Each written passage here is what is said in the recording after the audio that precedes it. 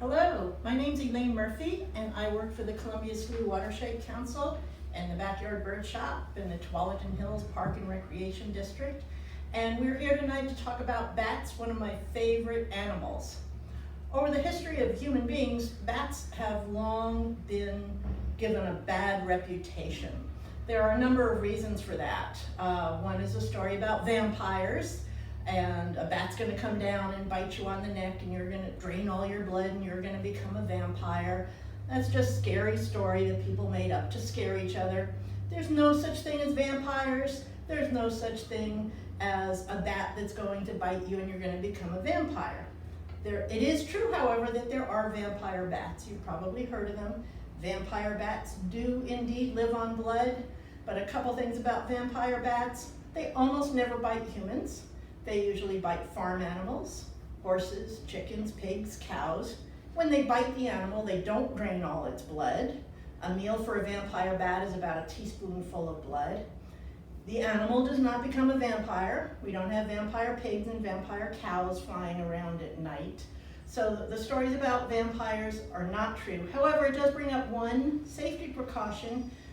Bats do indeed get rabies, which is a very serious illness. But less than 1 in 200 bats get rabies. So it's not like all the bats flying around get rabies. And you can protect yourself from getting rabies from a bat by doing some very simple precautions. The first thing is have your pets vaccinated. Have your dogs and cats vaccinated for rabies. Don't pick up a bat. If you come across a bat during the day, it's on the ground, it may be sick or hurt, and in that case, phone's ringing. In that case, if you try to pick it up, it may bite you because it's scared of you. You're this big monster. Also, if you have a bat house up, don't check to see if there are bats in the house by sticking your hand in the bat house. If you take these simple precautions, your chances of getting rabies from a bat are very, very slim. Other myths about bats that are not true: people think that bats are flying rats or flying mice. And rats and mice have had long had a bad reputation for spreading disease like the bubonic plague. And if you think of a bat as just being a rat that can fly and get around faster, some people feel uneasy about that. But in fact, bats are not related to the rodents, the rats and the mice. They belong to their own group of mammals called Chiroptera, which means hand wing. They actually fly with their hands. Other myths about bats are that they're blind, and that's not true. Bats don't need to use their eyes to find their prey, and we're going to talk about the very special way that they do that. But just because they don't need to use their eyes doesn't mean that they can't see. They have really good vision. And one of the silliest things I've ever heard about bats is that bats are going to come down and try to get tangled in your hair. That's not true.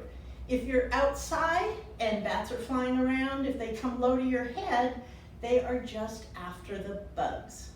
And that's another thing that a lot of people don't understand about bats is all the benefits that we get from bats. The biggest benefit is eating bugs. A single bat can eat about 600 mosquito-sized insects in 1 hour. And so a big group of bats working all night long will eat lots and lots of insects.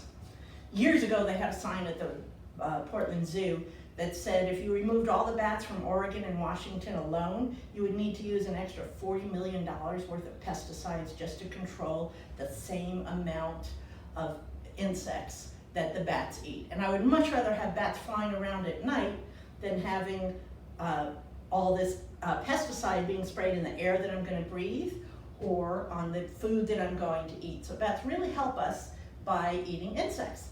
There are other benefits too that people don't realize. Bats are major pollinators of a lot of plants. During the daytime, we have lots of pollinators around. We have bees and butterflies and hummingbirds and other kinds of insects, but a lot of flowers only bloom at night, and that's where the bats come in. Most bats are nocturnal. If we have any margarita fans in the audience, bats are a major pollinator of the agave plant, which is where we get tequila. So bats help us that way. Another way that bats help us is by spreading seeds around. I have a big apple tree in my backyard, and all the apples fall to the ground underneath the apple tree. And those apples are not going to produce new trees because all the seedlings coming up are going to be shaded by the big tree. They're not going to have room for their roots. They're going to be competing. And so most of those apples are not going to become new trees. Well, birds will help us out, and bats do the same thing. When they eat the fruit, they eat the seeds too. And so when they fly around leaving their droppings, they are planting seeds in new areas. In the tropical rainforest, if a forest has been cleared, then bats are usually the first ones to replant a new forest. So they help us in a number of ways. Bats are mammals, and they are the only mammals that can fly. You've probably heard of flying squirrels, but in fact, flying squirrels are gliders. They are not capable of flying upwards. Bats belong to their own group, as I mentioned, Chiroptera, which means hand wing. And so their wings are made up of skin, and they have 5 fingers, just like we do. They have 4 very long fingers and a short hooked thumb. We think of bats hanging by their feet, but they very often will hang by their thumbs too. And they're further divided into 2 groups, the microbats and the megabats. The microbats are the small bats, and they, for the most part, are the insect eaters, although bats eat other things too. They eat frogs and pretty much a lot of different kinds of things. But in Oregon, we have the microbats. And my bat puppet has a wingspan of about 2 feet. That's actually a lot bigger than the bats that we get here. The bats that we get in Oregon have wingspans of roughly 11 inches, maybe up to 16, but our bats are small. The megabats, they're the fruit bats. They're also known as flying foxes, and they get that name not because they are related to the canines, to the dog family, but the flying foxes have a face that kind of looks like a fox's face.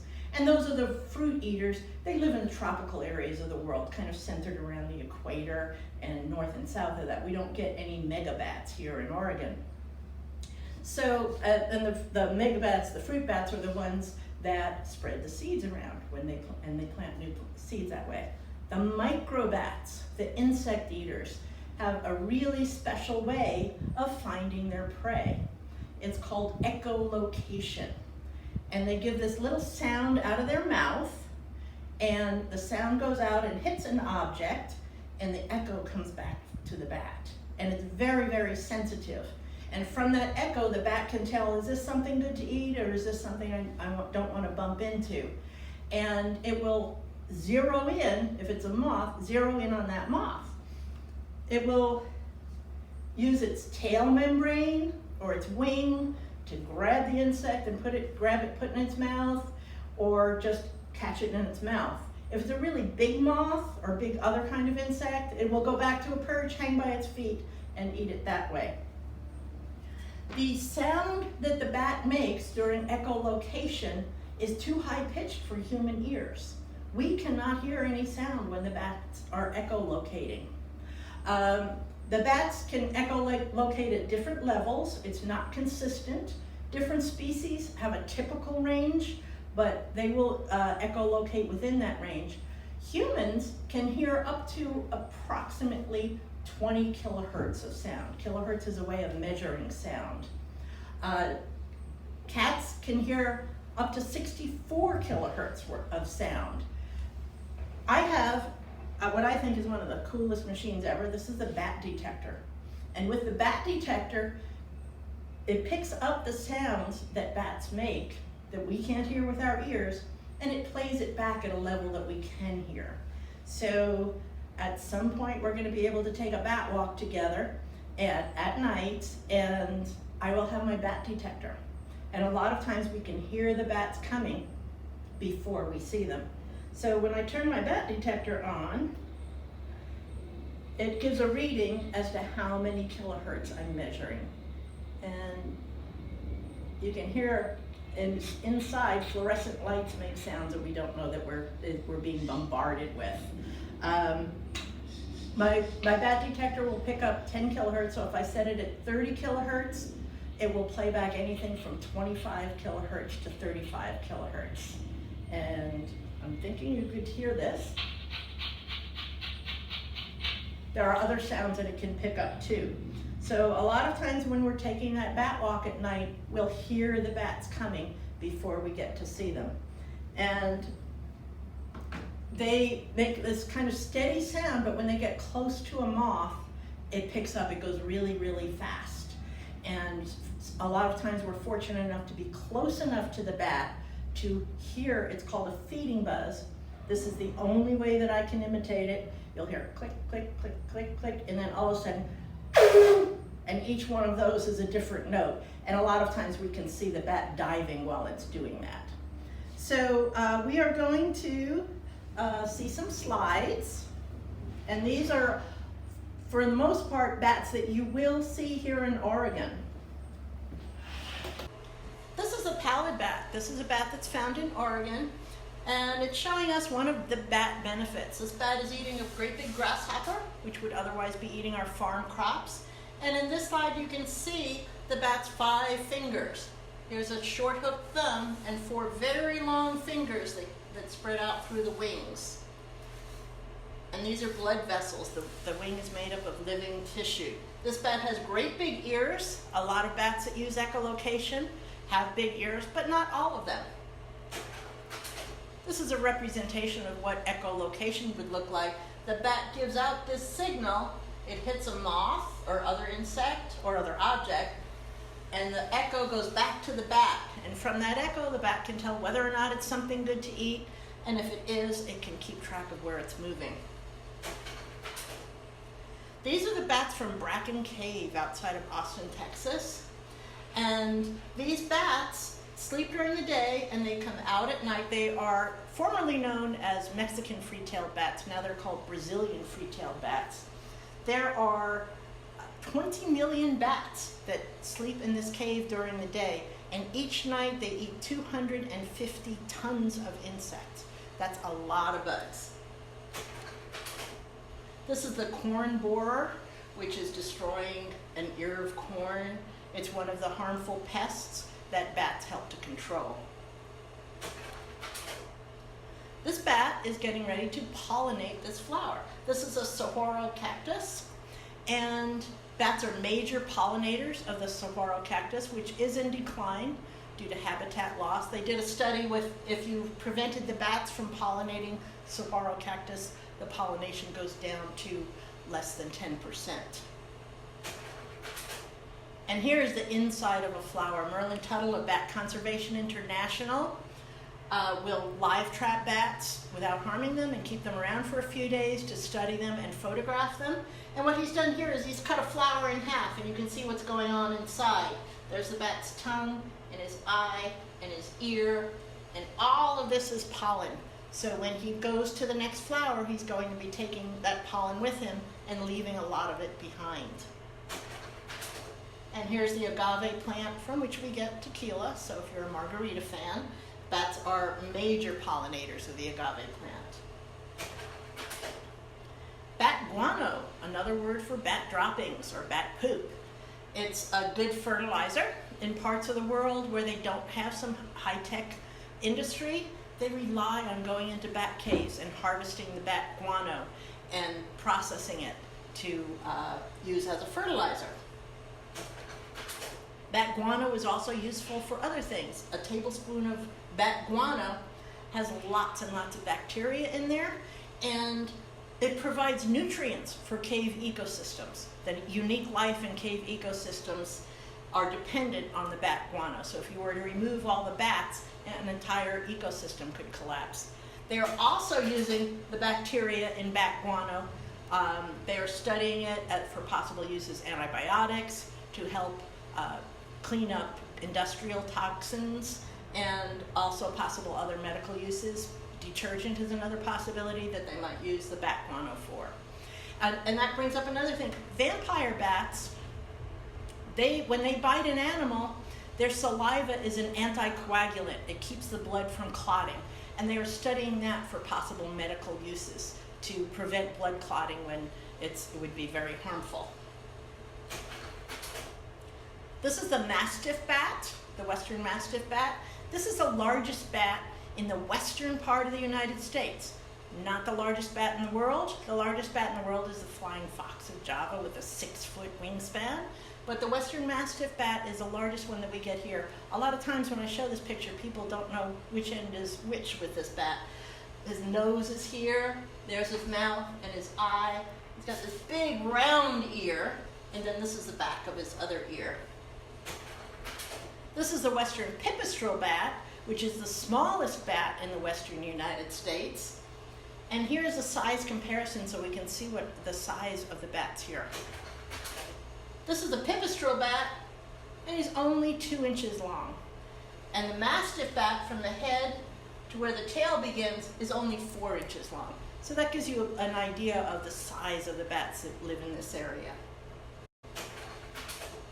This is the little brown bat. Little brown bats belong to the group of bats called Myotis bats, which means mouse-eared. And you can see from this slide why people have mistaken bats for being a member of the rodent family. They do look, the little brown bat does indeed look a bit like a mouse. But the little brown bat and the next bat, the big brown bat, are the 2 most common bats that are found in this area. In all the bat walks that I've led, I have only been able to distinguish 2 separate species one time. I could tell the echolocation calls were slightly different, and I could see a size difference. But for the most part, it would be very hard to identify bats and at night, just by sight.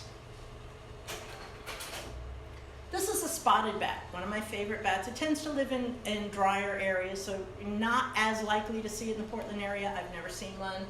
But I like this picture because sometimes I do a classroom presentation on bats, and you'll see there are a couple kids in the room that are a little bit uneasy and still not sure whether they like bats. But a lot of times the spotted bat wins friends because he's just so cute. And here he is up close, tiny little face, great big ears. If you could imagine having ears as long as your arms. But you've probably heard, maybe when you were a child, that someone told you if you go out in cold weather, put a hat on, you lose 80% of your body heat through your head. Well, this bat can actually curl up those ears to save heat when he goes to sleep if it's a cold night. This is the Pallid Bat again. This was the first bat we saw, and he has caught a scorpion. Bats have other ways of getting around besides flying. Again, they are the only mammal that flies, but they can hop and they can crawl on the ground. And probably one of the most fascinating bat facts I ever learned is that most bats can swim. This is a mother bat with her baby. Baby bats are called pups.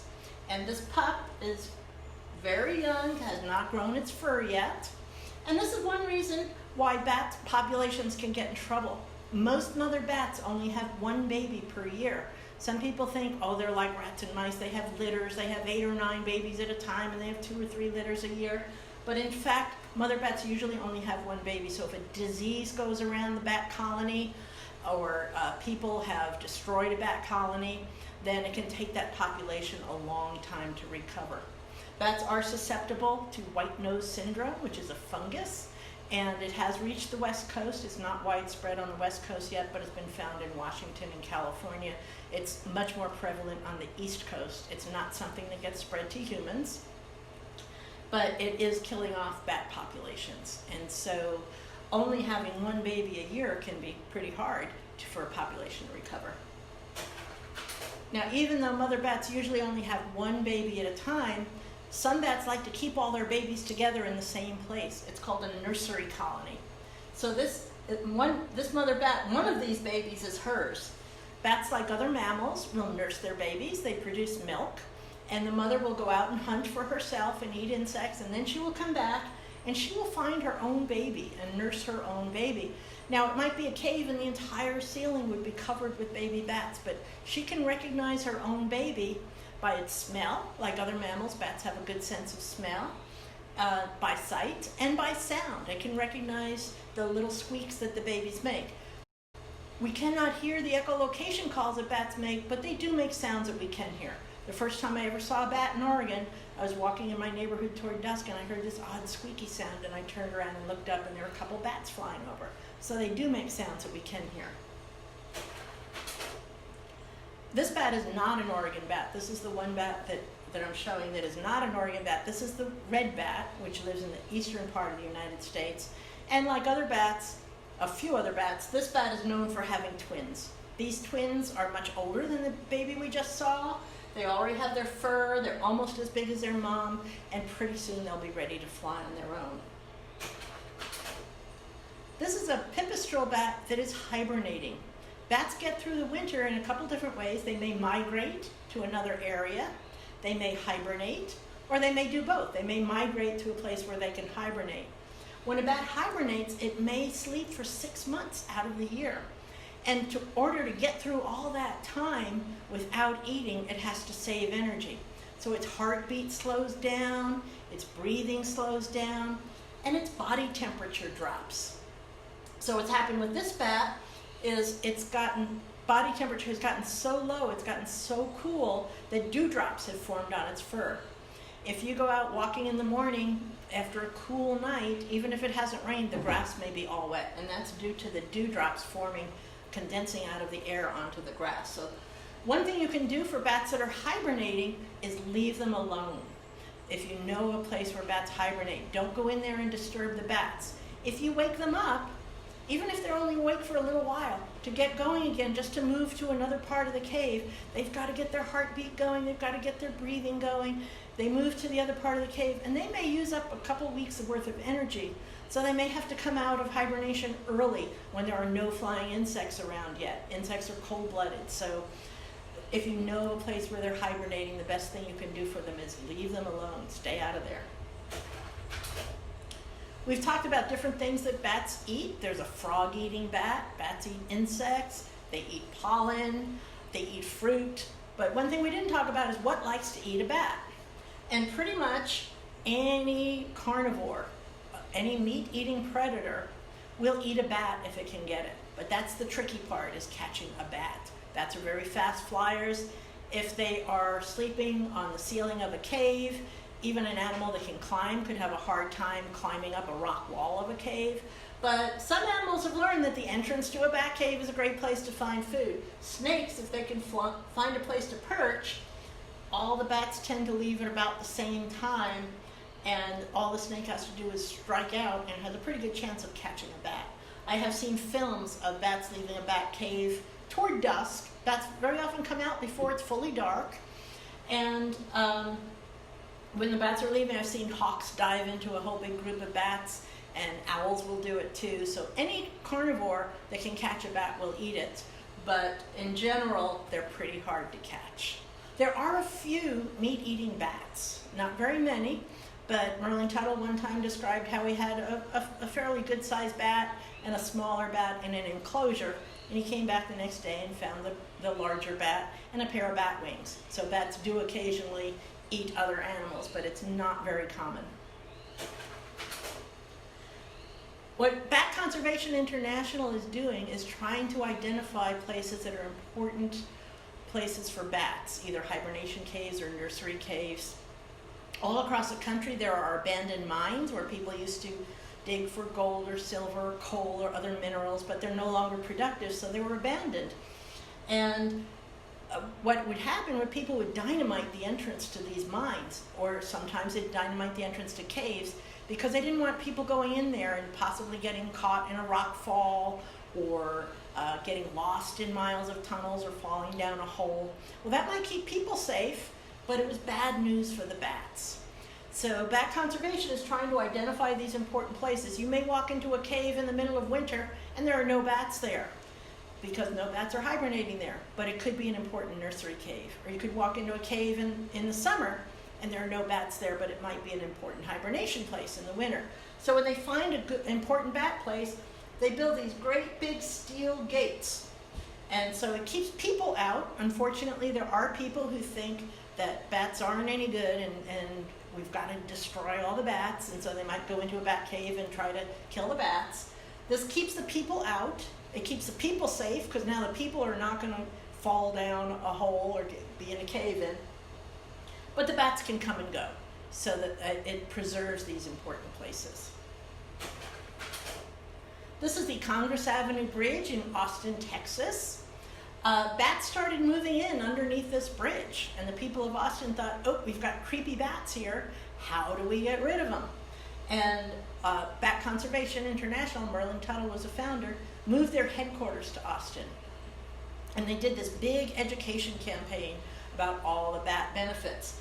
And so the people of Austin started thinking, maybe this isn't such a bad idea. The bats that sleep under this bridge during the day eat 10 to 30,000 pounds of insects every night. So these are pigeons. This slide was taken during the day, but the bats are sleeping up in these spaces here. They're called expansion joints. Concrete, even though it's hard, will shrink a little bit if it's cold and expand a little bit if it's hot. And so the concrete would crack if you didn't have some spaces. But the bats sleep there during the day, and they come out at night.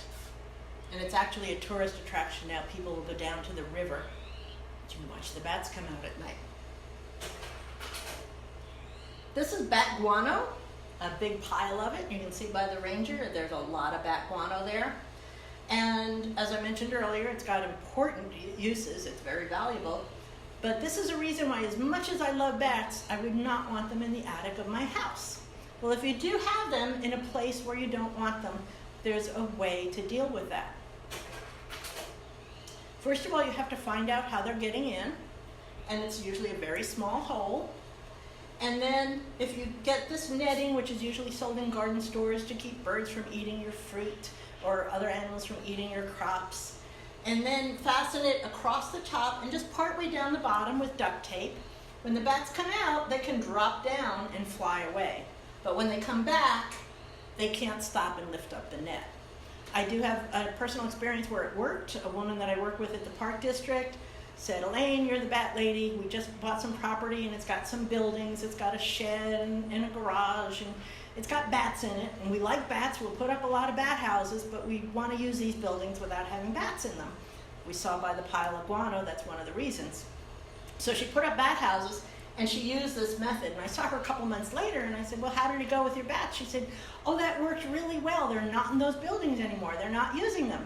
I was lying in bed one morning and I saw them all funneling into my house. So it does work, but she had to do this again. This is a bat house that's had the side wall removed so we can see inside of it. And the bats come in from the bottom. And there's no hole in this like it would be for a birdhouse. You might be able to see little grooves in there that gives the bats something to cling to. Sometimes people will line the inside of a bat house with fiberglass screening, so it gives something the bats to cling to. This upper chamber is not absolutely necessary, as most bat houses don't have that, but they think that it's a little extra warm, and mother bats with babies might prefer to use that. If you get a bat house, there are various guidelines for where to put a bat house, generally 10 to 12 feet off the ground. They like it warm, so if you have a southern exposure available, they like it very often on the side of a building, or if you put it in a tree, you want to make sure that there are no branches right underneath it. Bats like a nice clear flyway to get in there. So if you're like me, I'm a mosquito magnet. If there is a mosquito around, it's going to come to me. My husband and I have been hiking and I've been getting eaten alive, and he says, what mosquitoes? Whereas we were hiking one time and 20 or 30 bats came flying by, and a few minutes later, I was not getting bitten by mosquitoes anymore. So I like having bats around. Plenty of resources where you can find out more information if you wanted to build your own bat house. So that is the end of our slides. I want to thank you all for listening. I hope that you come along on a bat walk, which we are hoping to be able to have sometime this summer. We don't have a date set for sure yet, or maybe next summer, but I hope you enjoy watching bats in the evening and learning more about them. Murli Tunnel's America's Neighborhood Bats is a great resource for learning more about bats. And I hope to see you on a bat walk some night. We also have owl prowls sometimes in the fall, or bat walks or bird walks, so hope to see you soon.